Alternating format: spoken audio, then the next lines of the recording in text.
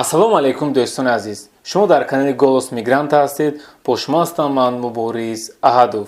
хушбахтона қарори нави Путин таҳти рақами 364 ба имзо расид. ин қарор аз қарори гузашта чӣ фарқиятҳо дорад? кадом гурӯҳи муҳоҷирон метавонанд ки худро рафта ҳуҷҷатҳояшонро қонунгузорӣ кунанд ва як гурӯҳи муҳоҷироне ҳастанд ки онҳо наметавонанд ки ҳуҷҷатҳои худро қонунгузорӣ кунанд, чунки аз болои онҳо уголовни дела мекушоянд. инчунин фарқияти ин указ аз укази гузаштаи 274 дар чист? чӣ бартариятҳо ва имкониятҳои нав барои муҳоҷирон дода шуд? ҳамаи инро дар видеои имрӯза гуфта мегузарам. пас аз баромадани ин қарори нав бисёр бачаҳо ба акаи Ҳабибулло муроҷиат карданд, чунки бисёр қариб аксарияти мигрантҳо версияи акаи Ҳабибуллоро интизор мешаванд, чунки акаи Ҳабибулло содда, кӯтоҳ, хуб карда мефаҳмонанд. аз сабаби он ки корҳояшон хело зиёд буд, хоҳиш карданд ки то ман ин қонунро барои бачаҳо фаҳмонам. албатта ки монанди акаи Ҳабибулло фаҳмонда наметавонам, вале кӯшиш мекунам ки аз рӯи имкон содда карда ба шумо фаҳмонам. дӯстони азиз, видеои моро дастгирӣ кунед, дар зери видео лайк гузоред, ба гурӯҳҳо паҳн кунед ва моро то охир ҳамроҳӣ кунед. хуб дӯстони азиз, биёед каме дар бораи сарпарастони канали голос мигранта гуфта гузарам. ин ширкати даво аст ки тӯли солҳост барои муҳоҷирон аз хориҷа доруҳои гиёҳиро дастрас мекунанд.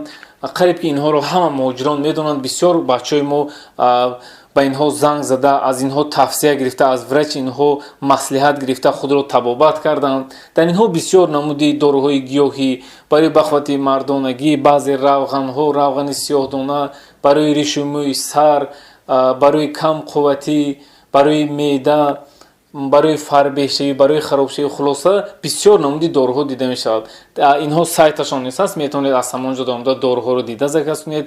инчунин инҳо на танҳо барои мардон, балки барои занҳо низ доруҳои гиёҳиро доранд. ин рақамҳо барои мардон, ин рақамҳо барои занҳо. марҳамат, муроҷиат кунед.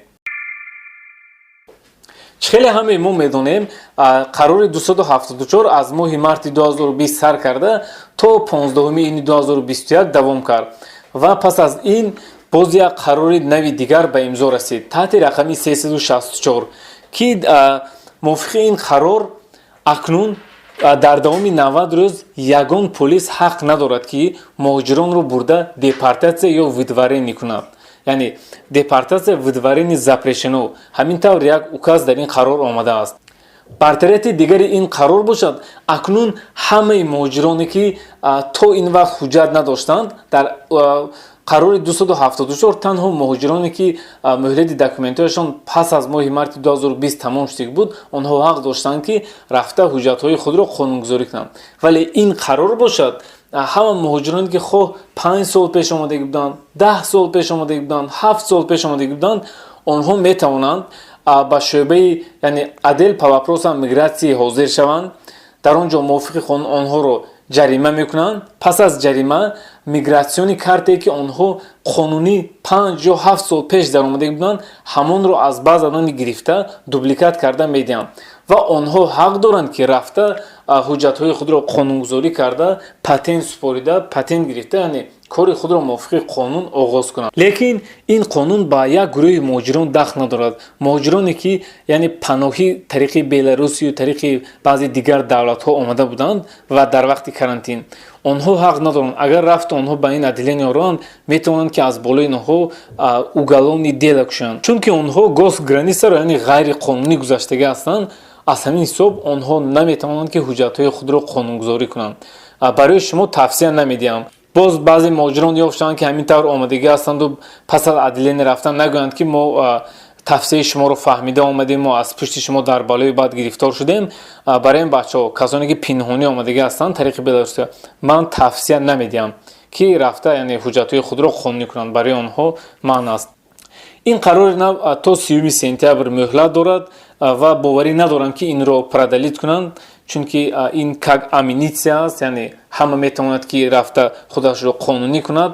аз ҳамин ҳисоб дӯстон, касоне ки ҳуҷҷатҳоятон нест, ҳаракат кунед, вақтро аз даст надиҳед.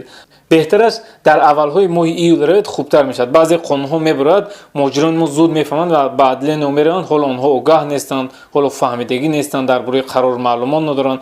ҳамхел ҳолатҳо ҳам баъзан мешавад. беҳтараш ягон 1 ҳафта ё 10 рӯз интизор шавед, баъдан метавонед рафта ҳуҷҷатҳои худро қонунӣ кунед. хуб дӯстон азиз, ин буд якчанд маълумоте ки аз рӯи имкон ба шумо фаҳмондам. видеоро ба ёру дӯстону наздикони худ фиристед. худованд ҳамаи шуморо нигаҳбон бошад. то видеоҳои оянда, хайр.